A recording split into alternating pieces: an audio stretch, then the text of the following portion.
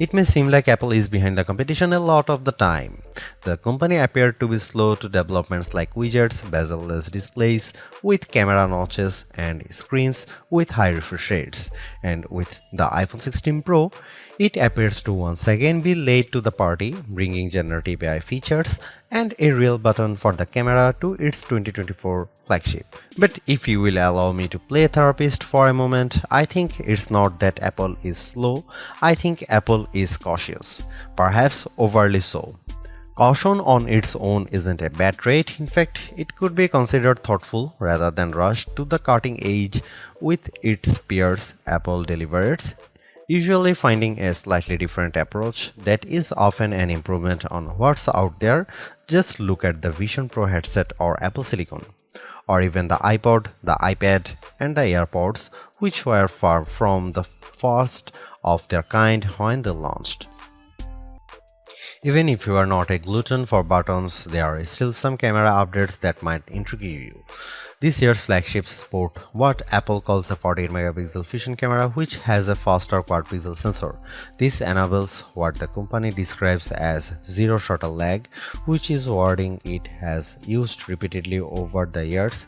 In this case, it's referring to how quickly the camera will capture a shot after you press the shutter button.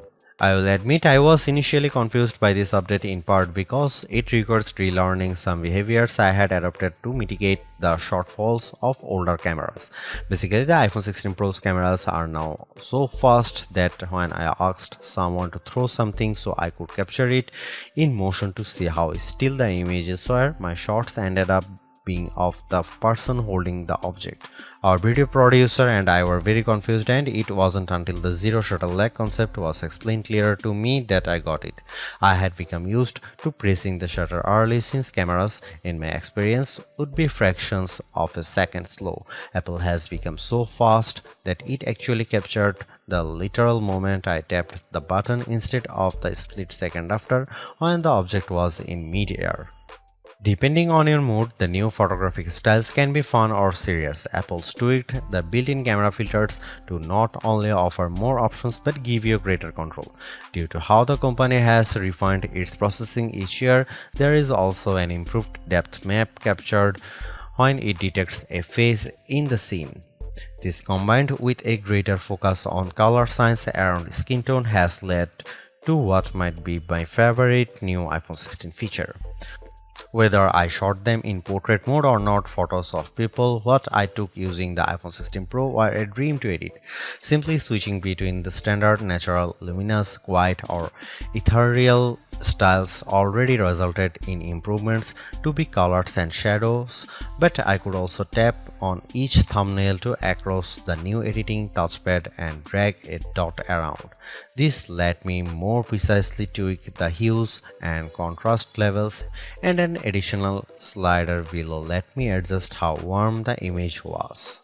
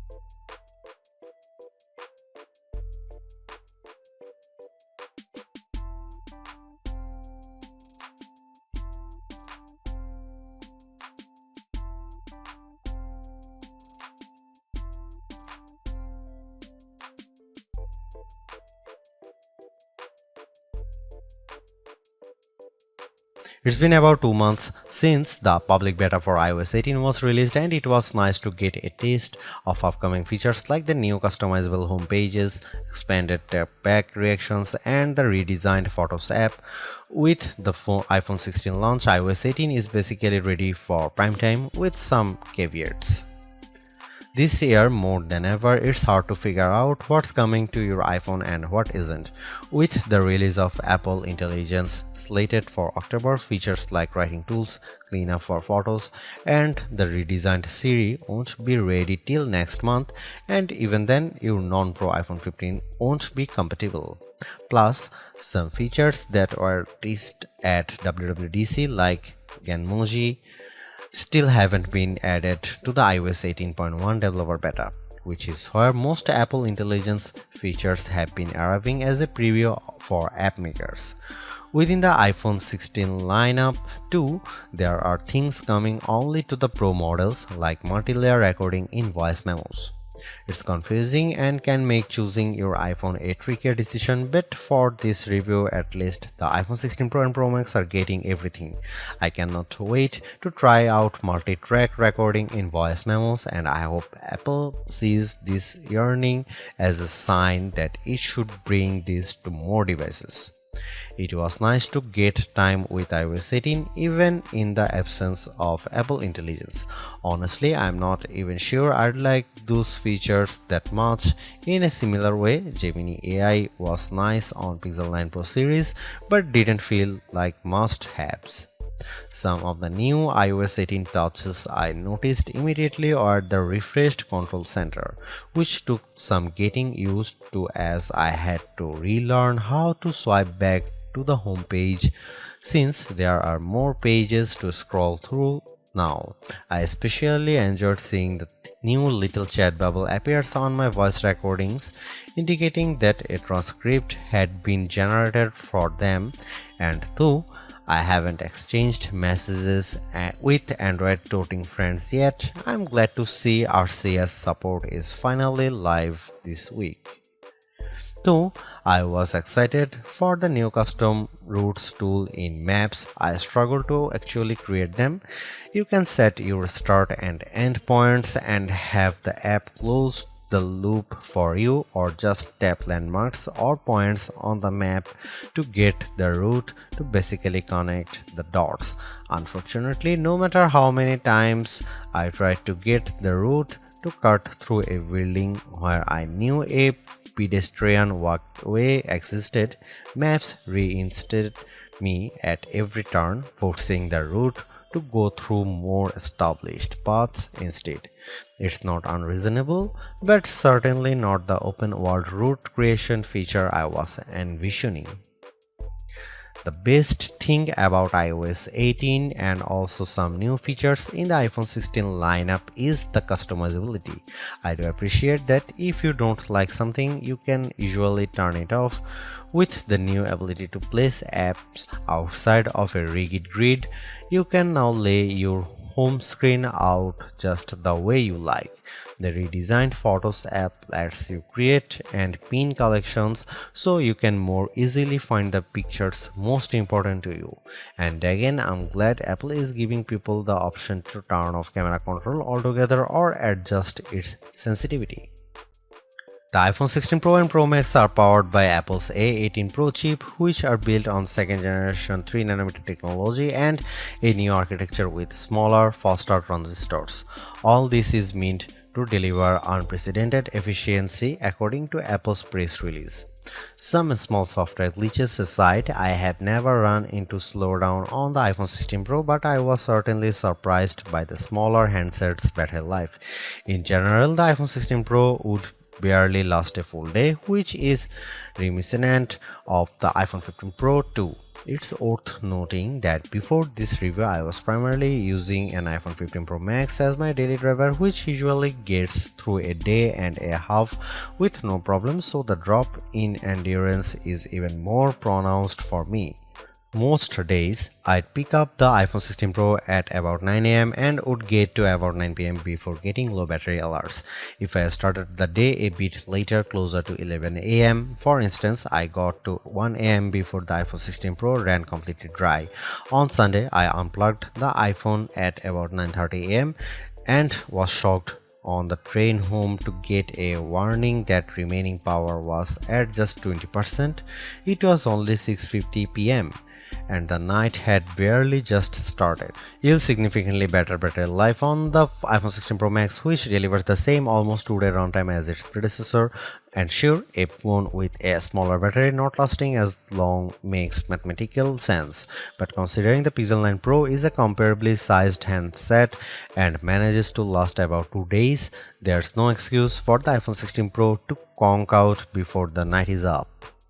One of the best things about the iPhone 16 Pro lineup is that unlike last year, there isn't much of a trade-off in cameras if you opt for the smaller device. The iPhone 15 Pro Max had a 5x telephoto zoom camera, and while the iPhone 15 Pro only went up to 3x. As a budding photographer of skittish wild animals, I opted for the Max, especially since it was much lighter than its predecessors thanks to the titanium build. With the iPhone 16 Pro having essentially the same camera system as the Pro Max, I thought it was time for me to go back to a size that was much easier on my hands. Alas, with the disappointing battery performance, I might just have to stick with the Max, and you might too.